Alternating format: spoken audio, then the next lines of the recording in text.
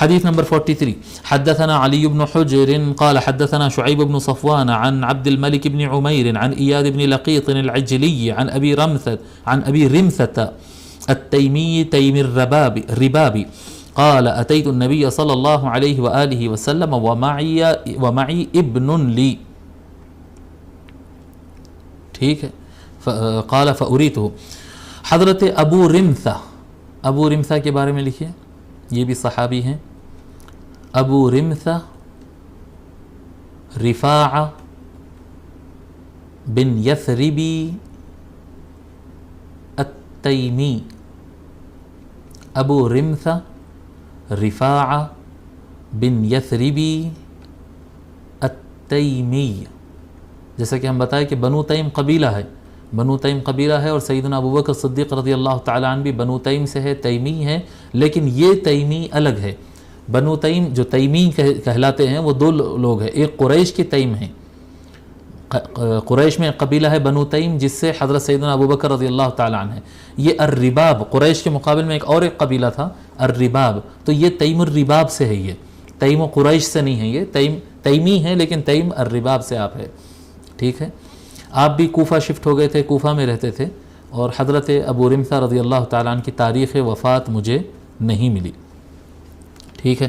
حضرت ابو رمثہ التیمی رضی اللہ تعالیٰ عنہ کہتے ہیں کہ میں نبی اکرم صلی اللہ علیہ وآلہ وسلم سے ملاقات کے لیے آیا، ان کے پاس حاضر ہوا. ومعی ابن لی، اور میرے ساتھ میرا بیٹا تھا. قال فأریتہ، مجھے حضور دکھائے گئے. مجھے کہا گیا کہ دیکھو ادھر حضور صلی اللہ علیہ وآلہ وسلم تشریف لا رہے ہیں، مجھے بتایا گیا دیکھو ادھر آ رہے ہیں. فأریتہ فقلت لما رأیتہ، جیسے ہی میں نے نبی اکرم صلی اللہ علیہ وآلہ وسلم کو دیکھا، جیسا میں آقا کو دیکھا، قلت ھذا نبی اللہ، میں نے کہا کہ یہ اللہ کے نبی ہے. یعنی حضور یہ ابھی یعنی اسلام قبول کرنے کا واقعہ ہے ان کا. یہ قبیلے میں وفد میں آئے تھے حضور صلی اللہ علیہ وآلہ وسلم کے پاس، اور بھی صحابہ موجود تھے جب حضور تشریف لائے، اور بھی لوگ موجود تھے جب کہا گیا کہ ادھر ہے حضور دیکھو. تو کہتے ہیں کہ جیسا نظر پڑی تو وہ یعنی یہ حضور صلی اللہ علیہ وآلہ وسلم کا جمال نبوی یا جلال نبوی تھی کہ لوگ دیکھتے ہی ان کو سمجھ میں آتا تھا کہ نبی تو یہی ہونا چاہیے، کوئی اور نہیں ہو سکتے. وہ چہرہ، وہ انداز، وہ آپ کا جو رخ زیبا تھا، جو جمال تھا، جو انوار تھے آپ کے چہرے پر. جیسے حضرت ابو رمثہ کہتے ہیں میری نظر پڑی اور میں نے کہا کہ یہ اللہ کے نبی ہے، ھذا نبی اللہ. وعلیہ ثوبان اخضران، اور اس دن میرے اوپر دو ہرے چادر تھے. حضور اکرم صلی اللہ علیہ وآلہ وسلم پر اس دن دو ہرے چادر تھے. یعنی آقا صلی اللہ علیہ وآلہ وسلم دو ہرے رنگ کے شال میں اپنے آپ میں ملبوس تھے. اور یہ جو دو ہرے شال کا ذکر آ رہا ہے یہ اس طرح کی شال کا نہیں ہے. جیسا کہ ہم بتائے تھے کہ جب لال شال کا لفظ استعمال ہوتا ہے عام طور پر وہ بلیک شال ہی ہوتی ہے جس کے اوپر لال کلر کے دھاریاں ہوتے ہیں اور ڈیزائن ہوتا ہے. یہ ثوبان اخضران سے متعلق شراح حدیث شمائل کے جو لوگ شرح کرے ہیں وہ لوگ اس بات کو لکھے ہیں کہ اس سے مراد یہ ہے کہ سفید کپڑے کو جو باضابطہ ہرے رنگ میں رنگ دیا گیا تھا، یعنی یہ مکمل گرین کلر تھا. یہ گرین کلر کے کپڑے آپ دو کلر کی چادر دو چادروں میں گرین کلر کی دو چادریں آپ پہن کر تشریف لائے. وَلَهُ شَعْرٌ، کہتے ہیں حضرت ابو رمثہ رضی اللہ تعالیٰ عنہ نے دیکھا کہ حضور صلی اللہ علیہ وسلم ہرے لباس میں ملبوس ہے.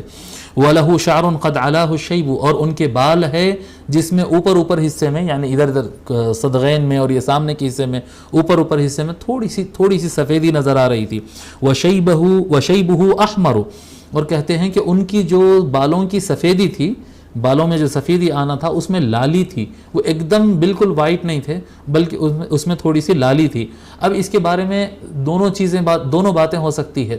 ایک بات یہ ہوتی ہے کہ آدمی کے بال جب پہلی مرتبہ زیادہ وائٹ ہونے کی طرف جاتے ہیں تو وہ بلیک سے ڈائریکٹ وائٹ نہیں ہوتے. عام طور پر جو ہوتے ہیں پہلے اس کے اندر براؤننس آتا ہے، جی لالی جیسی آتی ہے، براؤن جیسا کلر آتا ہے، اس کے بعد وہ وائٹ کی طرف جاتے ہیں. تو یہ وہی لالی تھی جو سفید ہونے سے پہلے کی لالی تھی، وہ مراد ہو سکتی ہے. اور یہ بھی ممکن ہے کہ یہ خضاب ہے، جیسا کہ بہت سارے صحابہ نے روایت کیا کہ سرکار نے خضاب بھی استعمال کیا تھا، اس کا آگے بیان آئے گا.